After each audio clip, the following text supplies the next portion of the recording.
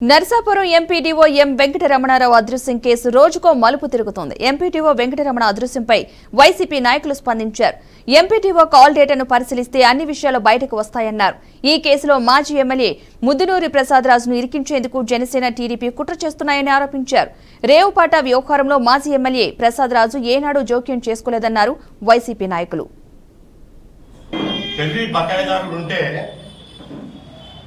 అది వసూలు చేయటం గవర్నమెంట్కి ఎలా వసూలు చేయాలో తెలుసు.